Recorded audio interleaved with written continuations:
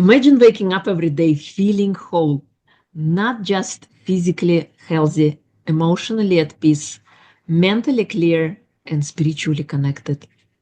What if I told you that the key to this transformation is not something outside of yourself, but the gift is already inside you? Today we're going to unlock that gift by exploring 4 pillars of wellness so that you can heal from the inside out. Hello, my name is Irina Shehovsov. I am a transformational coach, 5-time international best-selling author, podcast host, and I'm on a mission to help women heal from breakups so that they can rediscover, find that spark again, find the better days in their life, and truly live their best life yet. Contrary to popular belief, your life is not over, your life is just beginning, and breakup is not the end, it is the beginning of your new transformation.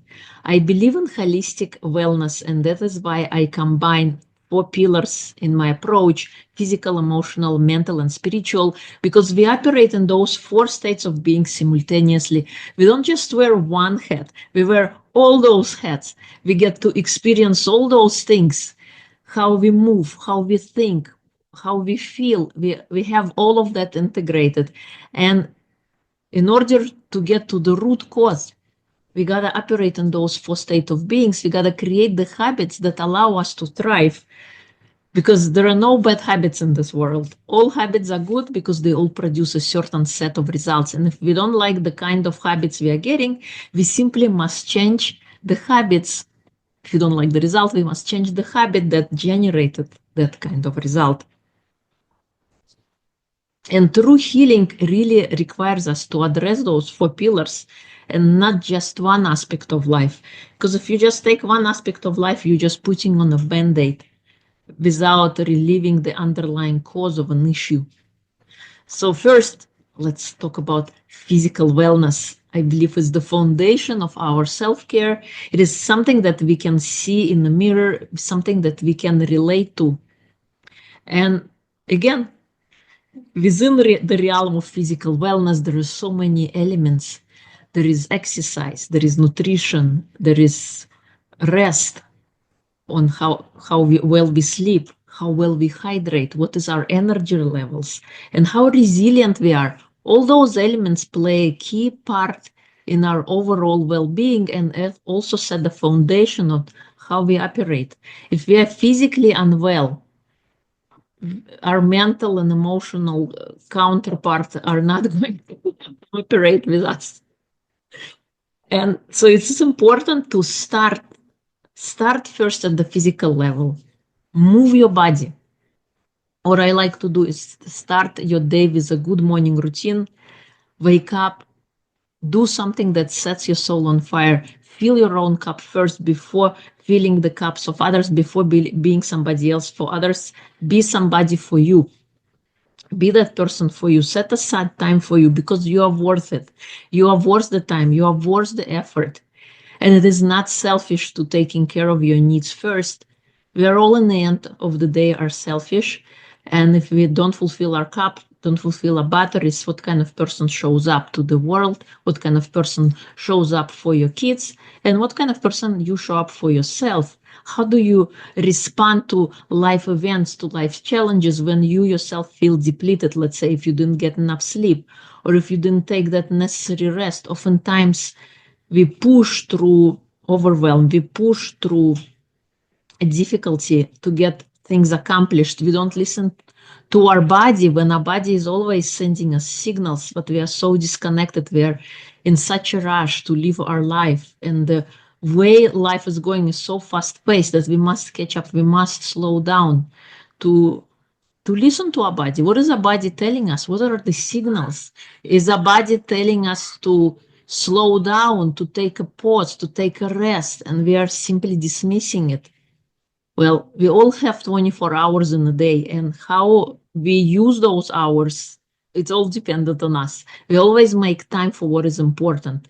So I recommend you set aside time for taking care of your physical wellness.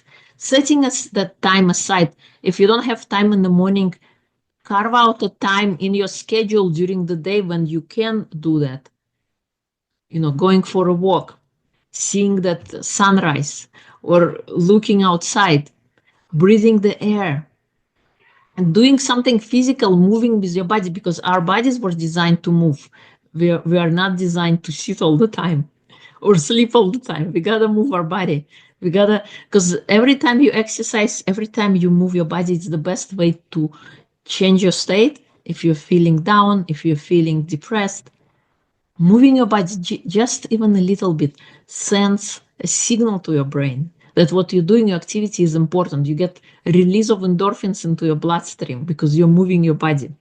So it's such a simple thing to do.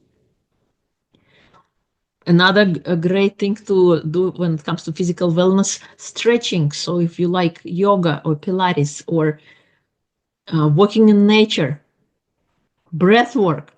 We all often forget how to breathe. Such a simple and natural thing that is kind of, we take it for granted. We think about it like, oh, it's just breathing. Like I took walking for granted until I dislocated my knee. And now every day I walk, I say thank you to my knees for giving me this ability to walk. So you gotta use your body if you want to have this long, amazing life. You gotta let your mind know that your body is important, your physical needs are important, so you gotta exercise it.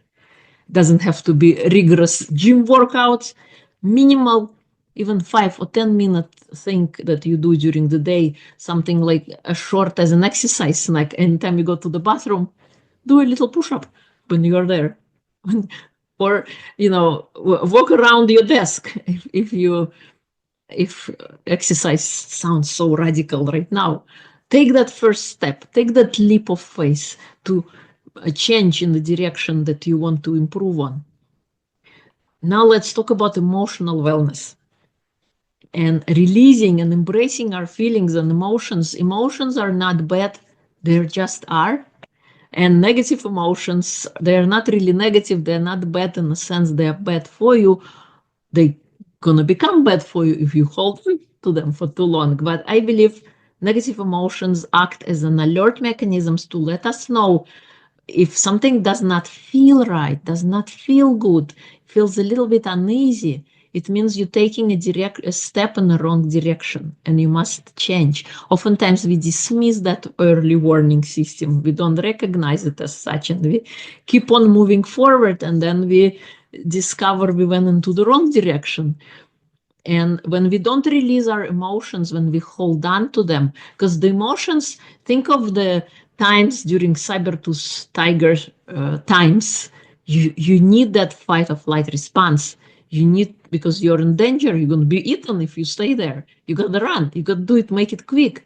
But what happened in the old days, in those times, people would run, they would get into the free area where there is no more threat, no more danger, and that's it. Their sympathetic system stops, parasympathetic system stops, and they can release their normal, continue with their normal activities.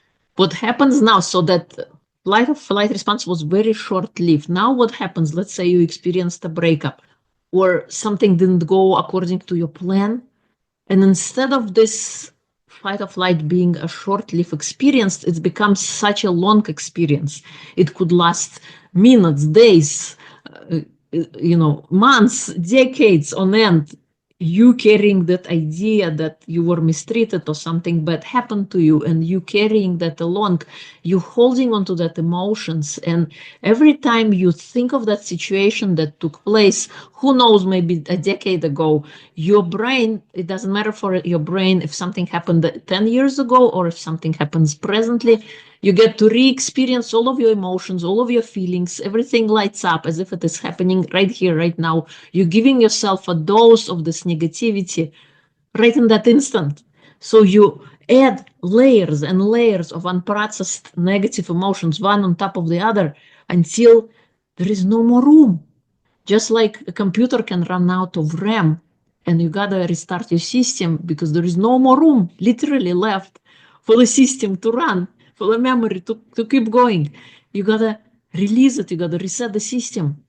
And what happens, we might have a nervous breakdown. We might have an experience a disease, a physical manifestation, because we weren't listening to our body.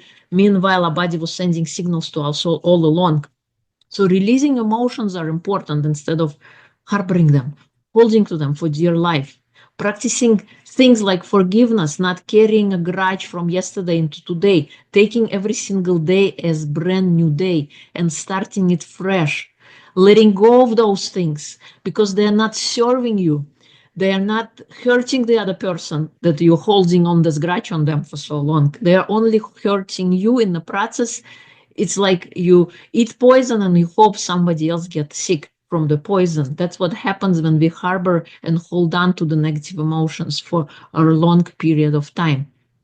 We misuse their intended, what they were designed for. We are not using them in a proper way. Imagine getting, I don't know, a microwave, and instead of microwaving and heating up food in there, I don't know, you put garbage in the microwave.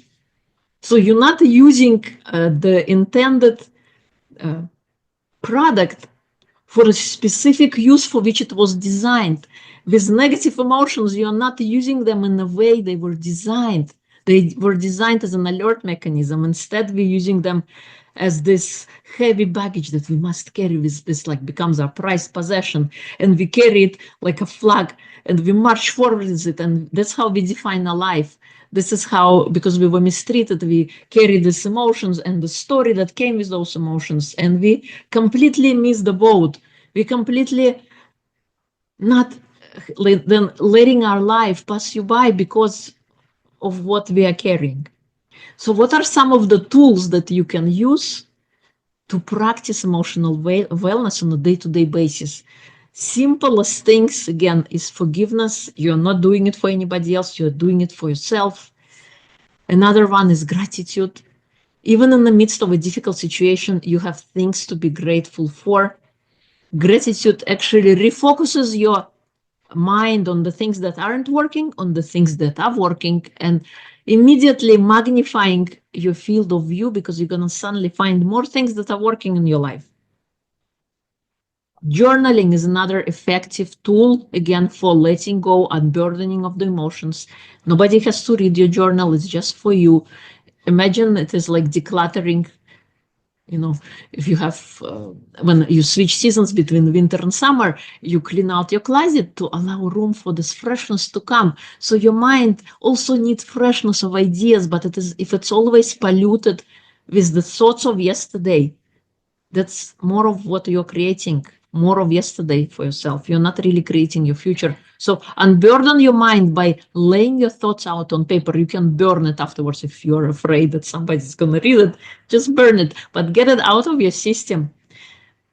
Meditation is another amazing, amazing tool. It's like inner shower for the mind that you can utilize, and it doesn't have to be long. It could be 1 minute. That's all you need.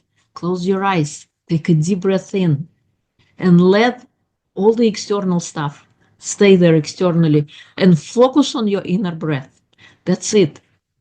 Something simple, something small, something you can start today and practice it. Give yourself at least 7 days to try it out. See how it works. Another one, next pillar, is mental wellness. And it is, again, as I mentioned earlier, how we live our life, what kind of story we tell ourselves. We have this amazing ability to design, to create a new story about our life. Our past does not have to define our future.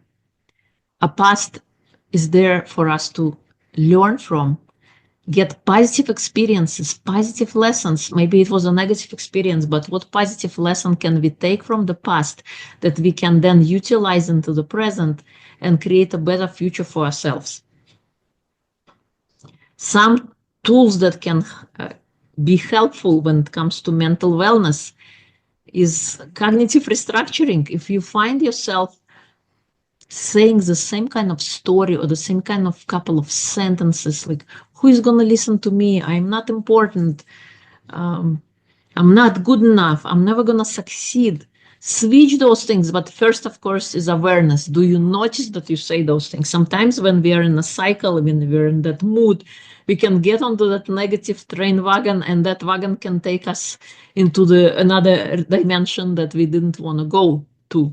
So first thing is awareness. Are you aware of the things that are repeating, the thought patterns that you are experiencing? Just like a programmer can program a computer and can design a program to do certain things, you are this powerful computer, or rather your mind, your subconscious. Program it well. Give it good quality instructions so it does not follow those the negative train wagons. What kind of person do you want to create with what kind of life? And program those thoughts, those beliefs, those elements. Maybe have them on a piece of paper as like as a little cheat sheet. When you know you're gonna get onto the negative train wagon, go pick up that cheat sheet and read what you have written. What kind of person you want to be? What kind of what do you want to create in this life? And read that as a reminder to yourself. The best times to do so, actually, not only when you experience those negative moments, but in the morning when you wake up, your mind is so still processing, transferring from alpha state waves, brain waves, to beta state. When we are active, when we are speaking, we are in beta brainwave activity, and alpha brain activity is very, when our brain is very suggestible and ready to absorb new ideas without getting them stuck in our conscious mind. So read it to yourself in the morning, that list of things, that of the person that you are becoming, of the person that you want to be. And at night, immediately when you go to sleep, read it to yourself again. Remind to yourself what kind of person you are. When you are in bed, say 3 things that went well that day. Not the grudges you have, not the things you didn't get to accomplish, because we have a mile-long to-do list, and oftentimes we become our own worst enemy in the sense that we say, oh, I didn't get to do this, and I had a shortcoming here and there. But you gotta be self-compassion to yourself. So remember the 3 things that went well. Doesn't have to be big, but it's kind of refocusing and repositioning your mind on the things that are working, on positive things. We read fairy tales to our kids when they're little before they go to bed. What if you read yourself a fairy tale? Your perfect list of the qualities that you want to create for yourself, what kind of person you want to become, and 3 things that went well. How amazing is that to end your day with?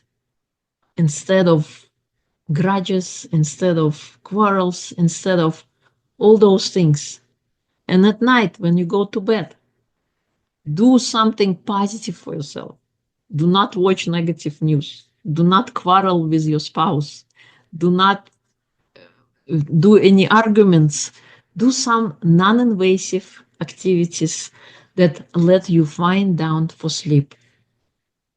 And I know you know of all those things, but sometimes, how Brandon Bouchard says, common sense is not common practice. We know what is good for us, but yet we do not do it. So try this out for yourself. Again, journaling, affirmations, those positive things for yourself. And remember 3 things that went well in your day. Finally, spiritual wellness, next pillar of our wellness, and it is connecting with why we are here. What is our purpose? Have you ever asked yourself that question? Why am I here? What is my purpose? Am I here just to check off things like boxes? Why am I alive? Sometimes when we lack that sense of clarity, we can live a life unfulfilled because we don't know why we are here. What is the point of all this anyway? Why is this all this toiling and without having any meaning? It is difficult. In Japan, they have this amazing concept of ikigai, and in fact, Japan is considered the highest country of centenarians, of people who live beyond 100 years old. It is because they are fulfilled in what they are doing, and they have this amazing concept called ikigai that is an intersection between four things: what you love, what you're good at, what the world needs, and what you can get paid for. And even people after they retire, they don't really retire because they still have that purpose why they're living, and they're still living that fulfilled life because they're connected with why they are here. What kind of practices can you utilize to improve your spiritual wellness? Well, one is meditation. As I mentioned earlier, I believe it is inner shower of the mind. And I don't remember who said it, but prayer is when you ask God, higher source, for something, and meditation is where you get the answer. So it is your way to connect with your inner intelligence. It is your way to become more understanding with yourself, connecting with nature. Oftentimes when we feel overwhelmed, when we feel distracted, when we feel out of space, when you go outside in nature and look at that beautiful tree or the sky or the grass, and you hear the singing of the birds and you smell the fragrance of fresh air, it grounds you. You become more connected, more with yourself. Serving others is another tool for practicing spiritual wellness. How does it help, you might ask? Well, when you serve others, you give your unique special flavoring to people only in the way that you can help. And oftentimes it could be nothing for you, this helping hand, and could be a great deal for somebody else. And it gives you innate ability to suddenly realize that you are capable enough, you are good enough, because you were able to help somebody else. And suddenly your problem might not feel so huge when you are able to help somebody else with their problem. You can find the resources and the tools needed inside of you. Your confidence level improves. You become more resilient.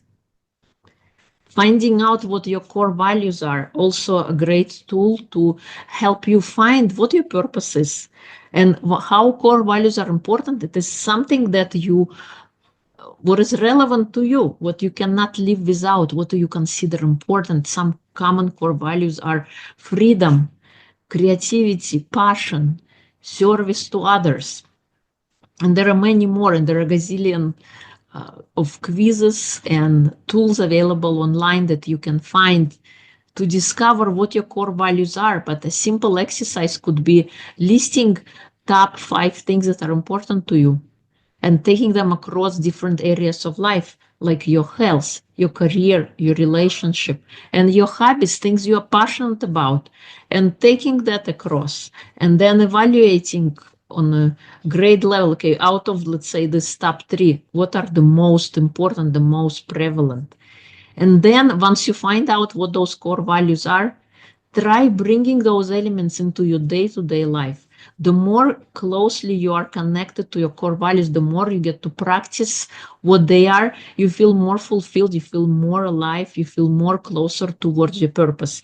Knowing your core values also allows you then to say yes or no to things that come your way, the opportunities that come your way. It becomes easier to respond to them when you know what your true north is, what your values are, what your purpose is, where you are going, why you are here. It becomes easier that way. So here is, to summarize, a simple daily routine for you. In the morning when you wake up, do the things like movement, like gratitude. Tell yourself it's going to be an awesome day. Do the things that set your soul on fire to nurture your physical state. Drink a fresh glass of water with a little bit of pink Himalayan salt to hydrate your cells. Then for your emotional wellness, practice gratitude, practice forgiveness. And then for your mental wellness, remember to have that list handy of the things that are working, of the things that you want to, the kind of person that you want to become. Say those things to yourself in the morning and at night before you go to bed. Remember 3 things that went well in the day before you go to sleep. And practice gratitude, forgiveness, and meditation for inner shower of your mind. You gotta practice that to create a better life for yourself, live with better intention, become a better human. Once you have those tools in your arsenal to be across all different wellness pillars of physical, emotional, mental, and spiritual. So take the first step today, because healing is a process. It doesn't happen overnight, but it all starts from within. It all starts with you. It starts with your ability to and desire to change, to become better, to create a different version of yourself. Because your happiness in the end of the day is not something outside of yourself, but something you find inside. So take the first step today to become healthy.